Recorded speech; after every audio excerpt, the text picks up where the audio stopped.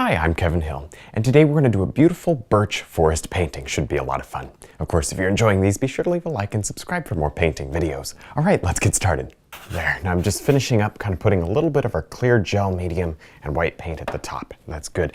That stuff was really nice. It kind of helps the paint to flow, but not in an unorganized, kind of crazy way. It's kind of reliable, it doesn't slip and slide too much. All right, so now, having said that, we'll throw a little blue up here at the top. And you guys know how to paint a sky. It's pretty easy. It just helps, that medium helps it kind of blend, but it doesn't make it too slippery. It's really good stuff. It's available on the website if you're interested. If you need some medium, we got it. Next, with our filbert brush, I think it would be nice to show a few clouds up here.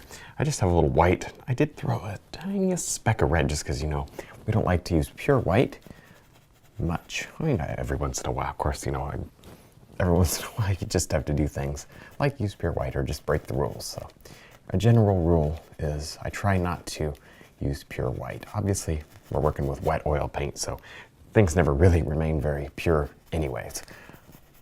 So there you go.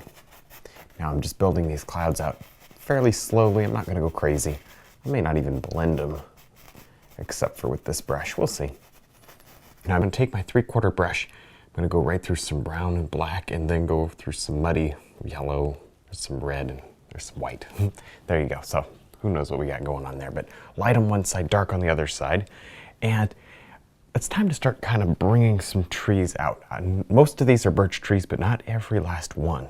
So let's do some regular trees just for starters. So see, I just touched down like that. Now here's your tip for the day. In a painting that has nothing but trees, this I would qualify as a painting like that. It's just the feature is trees. You got to, and it's not like you should, you have to get as many colors in the trees as you can. Blues, greens, yellows, reds, purples, all that good stuff you'll see that I have. That makes your painting interesting. If you don't do this, just forget about having an interesting painting. It will not happen. It just won't happen. The reason is you don't have enough just pieces to the puzzle to make an interesting painting without the use of lighting and color. So there you go. You are reliant on lighting and color. There we go. Okay, let's wipe that brush out, and I'll just go ahead and drop in a few birch trees now. And the birch trees are really going to be the feature of the painting, so let's get those in now. But I don't want every single thing to be a birch tree. That's just the reason why I did the other ones first. Now I'm going to use my filbert brush here, not just to tap, but also to slide. So see, here's the difference. If you tap in and out, you get little blobbies. Very good for kind of mid-ground trees, but in this painting, this is closer to a background than a mid-ground. So we won't use that brush stroke. What we'll use instead is that little bit of a sweep, which very simply feathers the edge. Now we've got kind of that purpley underpainting, kind of grayish, and that'll be really nice. Helps to show just a little bit more depth and atmosphere. I kind of like it. And now I'm just working in all these trees. We'll do different colors and all that. I'm going to keep it to the same general tone. It won't go too bright, it won't go too dark. There, and I'll just allow it to mix with whatever happens here and not really worry too much. It's just not going to be that big of a deal. There you have it. So that kind of gives us a nice shape to your trees in the background. They shouldn't stand out very much. Remember, although it seems like, there's just not a lot going on here. Just wait a couple minutes. The foreground, I think, is where this painting is really going to take shape. This is just kind of stuff that won't really be noticed. And so we got to just get it done. Then we'll move on to some good stuff in a second. Next, I'll load up our filbert brush with some green and yellow. Just kind of do something a little different, though. There we go. Just a little different. And you can see I've just been working on trees again. Oh boy, trees and trees and trees, right? Anyway, I thought you might want to see some highlighting instead of underpainting. And since it all kind of is similar stuff, I thought we'd just jump right in here and get some of this beautiful highlight done. Now, here's the deal. I'm gonna do, these are evergreen trees, and I'm gonna do them right in the middle to add, well, they're not in the middle, they're off to the side, but to add some some variety. There you go, there's the word I was thinking. What word do I need? Variety, yes.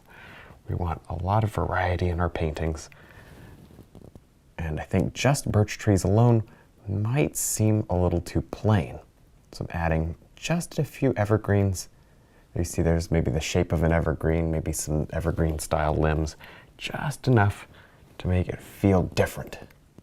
And then we'll go back to birch trees. But the main ones we haven't put in yet will most definitely be large foreground birch trees. Let's take a break from the trees, finally, and paint in some water. Actually, no, I do like painting trees. I'm just having fun. There, it's just this particular painting, which I chose to do, has a lot of trees. All right, now as we come down, we should probably add a little bit of brown. See, my palette's a mess, and that's a good thing. Helps my painting to be tied together with color. So we'll add some brown and then kind of work that all together. It helps to show just a touch of the sand. We'll drift some blue back over this and all that good stuff. Now back to the trees, just because when you're doing something like this that has a lot of trees, it's really good to practice, you know, what you're doing beforehand. At least become comfortable with trees, just so that you eliminate any possibility of frustration, right? So to do that, we've got some Technique series DVDs, one on trees, actually very helpful. So you can get actually two on trees now.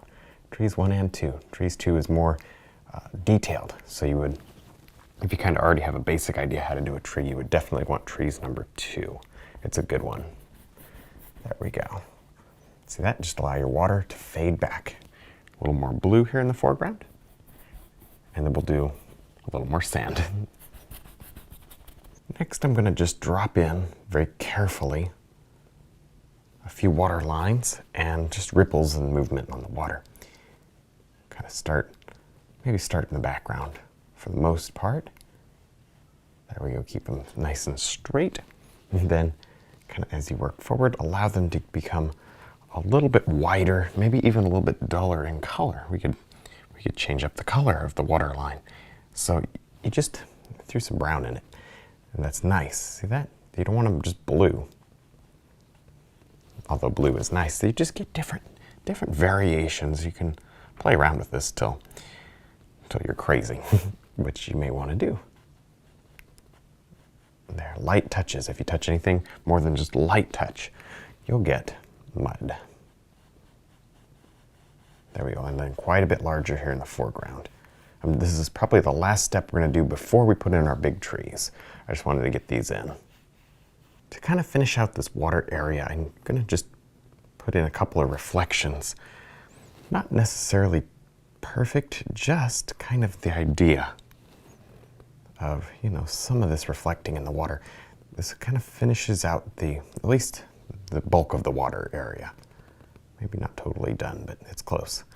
And then let's add a little more. It looks like some of that got lost, and just repeat it down. Whatever you do, repeat it down. And I did that with my little birch trees, but I don't want to do it with all of the background. Mostly the stuff that's just right at the shoreline.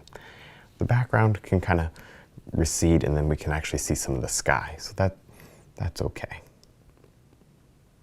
Nice.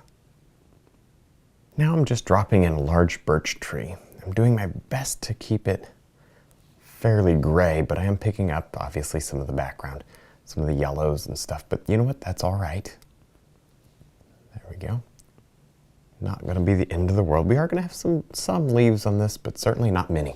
Now here's a thought. Let's go with another tree especially kind of right over this area that just doesn't have a lot going on. And I'm kind of mushing it into the canvas. That helps it not to mix quite as badly. See that? Mush it in.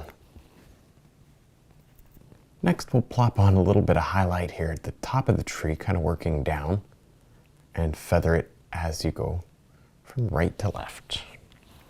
Pretty simple. You guys know kind of how to do this sort of thing. Just round the tree off. Nice. We are probably, but we may not, probably going to come back with an accent highlight just to figure all the really bright areas out with that, instead of having to do it with the big brush. With this one, I have to say the big brush is only 3/4 wide, but it's big for getting little bits of color in. Everything's relative, isn't it? There we go. Maybe this one will just slide it down. It's not as important. Now I'm going to drop in the little black areas that really all birch trees seem to have. There. This is just kind of the final bit that you do to your birch trees. Now wherever you have a limb plugged in to the tree, what you can do is kind of throw a little dark there. The reason? Very simple. It's kind of the way that they look whenever you look at the pictures of them. Maybe not all the time, but enough of the time that I think it would make it look more like a birch tree. Nice. Next I'm going to add just a touch of light on this road. Maybe not, okay, maybe a little more than just a touch. But certainly I don't want to destroy the idea of kind of light filtering through the painting, which is really a nice idea. And maybe right in here we've got some. This is, I don't know, it's hard to tell what's going on here because of the rock. Maybe we'll sort of just wing it and figure it out as we go along. That would be okay. Nice. This is a good brush. This cuts in some really nice edges. And it's softer, right? So you use your filbert brush and stuff for blocking things in and for dabbing and making good textures. And then if you want to layer paint over paint, use a softer brush like the little 3/4 brush here, which of course is available on the website along with all the other stuff. There. So if you haven't got a chance to go check it all out, you should.